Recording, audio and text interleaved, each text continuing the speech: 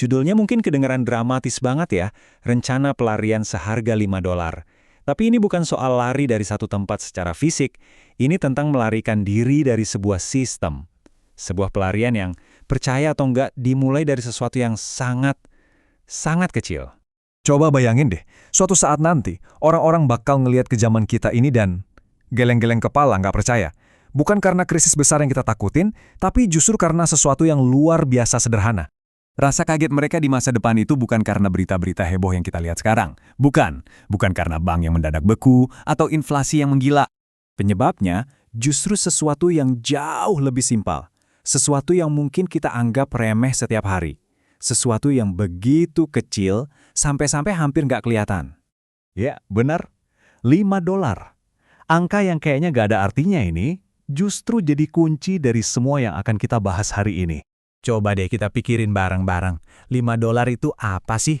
Paling buat bayar langganan streaming aja kurang kan? Atau buat makan siang? Bahkan buat ngasih tip kopi yang harganya selangit itu aja kadang nggak cukup. Uang yang gampang banget kita lupain. Nah, disinilah semuanya jadi menarik. Gimana kalau nilai $5 itu bukan soal apa yang bisa dibeli hari ini, tapi soal apa yang bisa diamankan untuk masa depan? Gimana kalau uang receh itu ternyata adalah skoci penyelamat kamu? Oke, biar ngerti kenapa skoci ini penting banget, kita harus lihat dulu nih lautan tempat kita berlayar. Mari kita bongkar sistem yang dipercaya banyak orang. Dan kenapa? Ya, sistem itu sebenarnya rapuh banget kayak rumah kartu. Ini nih, ide yang seringkali bertentangan sama nasihat pada umumnya. Kita kan selalu diajarin buat mikir besar, nabung besar, investasi besar. Tapi gimana kalau kunci kebebasan yang sesungguhnya justru tersembunyi di langkah-langkah kecil yang konsisten? Jalur yang biasa kita tahu kan gini, nabung di bank, nilainya malah kegerus inflasi. Terus, kita ngarepin sistem pensiun yang jujur aja udah ketinggalan zaman. Dan yang paling penting, hidup kita bergantung sama persetujuan orang lain, sama atasan kita. Ini jalur ketergantungan, bukan kebebasan. Nah, disinilah perbedaannya mulai kelihatan. Ada dua cara pandang yang beda banget soal masa depan keuangan.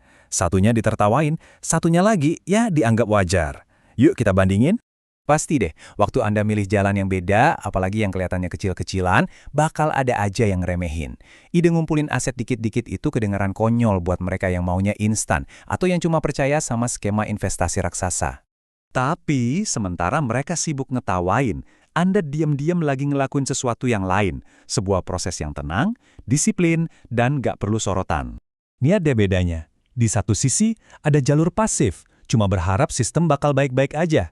Di sisi lain, ada jalur proaktif. Anda bangun sistem paralel milik Anda sendiri.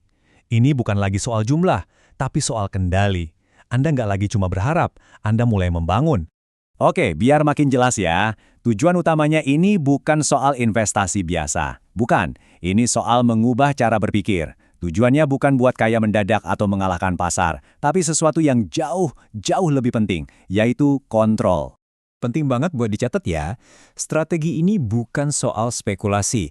Ini bukan nebak-nebak harga pasar mau kemana. Dan yang pasti ini bukan cara buat jadi paus atau sultan dalam semalam. Filosofinya beda total. Ada istilahnya, namanya soft exit. Gampangnya ini tuh kayak pemisahan diam-diam. Anda nggak langsung keluar dari sistem, tapi Anda bangun alternatif. Jaring pengaman yang 100% Anda kendalikan, yang siap pas sistem utama mulai goyang. Terus, apa dong hasil akhirnya? Apa untungnya ngelakuin kebiasaan yang kayaknya ngebosenin ini? Nah, disinilah letak harta karunnya. Ini dia intinya. Waktu semua sistem beneran berantakan, dan cepat atau lambat itu bisa terjadi, kebiasaan nyisihin $5 tadi itu berubah jadi wawasan seharga jutaan dolar. Nilainya bukan di uangnya, tapi di keputusan untuk bersiap-siap itu sendiri. Hadiah utamanya bukanlah kepuasan karena merasa benar, bukan tentang mengatakan, tuh kan, apa kataku? Imbalannya jauh lebih tenang dan jauh lebih personal. Hadiahnya ya sesimpel ini, Anda bakal baik-baik aja. Udah, waktu yang lain panik, Anda tenang. Keamanan Anda itu udah jadi bukti, nggak perlu diomongin lagi. Jadi gimana caranya nyampe ke sana? Gampang. Pertama, Anda bergerak pas orang lain ngerasa nggak perlu. Kedua, Anda terus membangun pas rasanya ngebosenin. Dan yang ketiga, yang paling penting, Anda melarikan diri pas biayanya masih murah banget. Dan ya, kita balik lagi ke angka awal tadi, peluang terbesar emang seringnya kelihatan kecil kan?